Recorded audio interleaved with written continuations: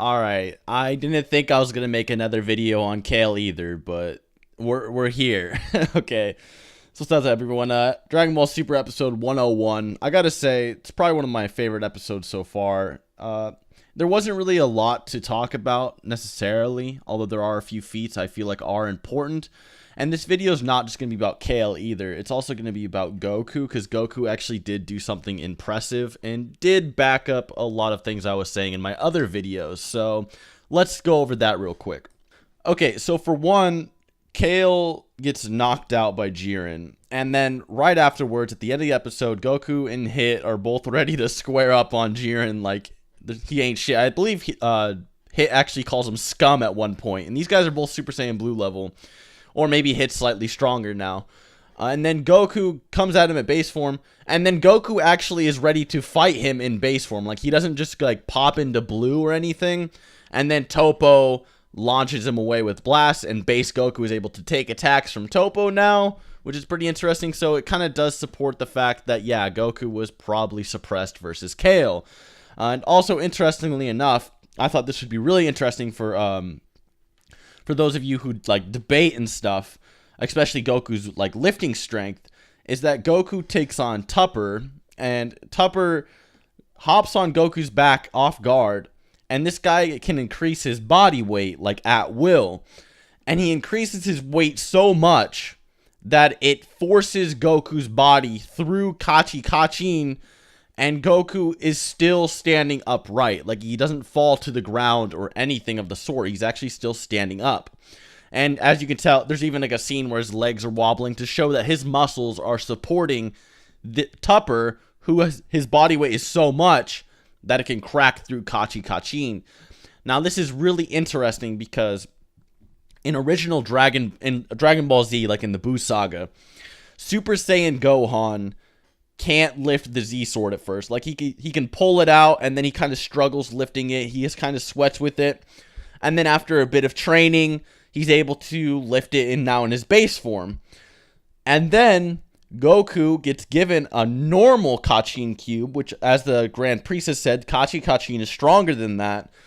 And Gohan tries to slash Kachin with the Z sword, and the Kachin just goes right through it. So basically, you have like this Super Saiyan level base Gohan, because base Gohan surpasses Super Saiyan levels at least in raw physical strength, as he has now surpassed his Super Saiyan form in strength, at least feet-wise.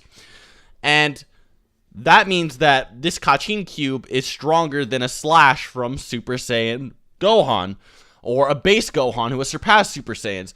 And this is also interesting because we've seen sword users like Trunks gut apart characters like Mecha Frieza, who could easily tank planetary explosions and dwarf star level attacks and even star level attacks. And these characters all, amp themselves up to solar system level in the Cell games. And yet here's Goku have this guy on his back that's so heavy, just his body weight alone is enough to crack through something a Super Saiyan couldn't do with an attack. Meaning that this weight could possibly have more potency. He could literally be heavier than the force and megatons it takes to destroy stars at this rate, which is a little bit crazy. I felt like that was important to say. Interpret that how you want. Alright, I'm just bringing that out there. And of course, speaking of Kale, Kale masters her new form, the Berserker form, and she also seems to master this kind of Super Saiyan-esque kind of form. Now, it's not like Broly. With Broly, he actually does just go Super Saiyan, but with Kale, it seems to like amp her, like it's like almost like a pseudo Berserker state. It's a little bit interesting, and she's of course able to control her emotions and her fighting style now. She gets trapped in a separate dimension by a Pride Trooper, and literally just by powering up, she snaps out of this dimension like it's nothing. So she's able to break out of other dimensions or break dimensions in itself, which is an interesting concept. Does that mean she's breaking space? Is it a separate form of time? Does that dimension separate from our time stream? How does it work? So, things like that. But as we know, she's able to break through it simply by powering up, whereas it took characters like Super Buu and Gotenks you know, their full power screams just to cut like small little holes in dimensions, like the hyperbolic time chamber. So that is pretty interesting. And we do know that Kale and along with Caulifla were able to completely obliterate all the Pride Troopers. And I gotta say, it was a really great episode. You know, I wasn't really sure how I felt about Kale and Caulifla at first, but after seeing this episode, I think they both have a lot more fans, and I'm excited to see more about what they do.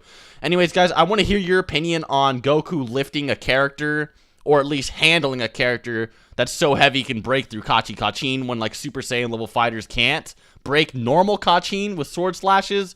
I just want to hear your opinion on that. And other than that, till next time.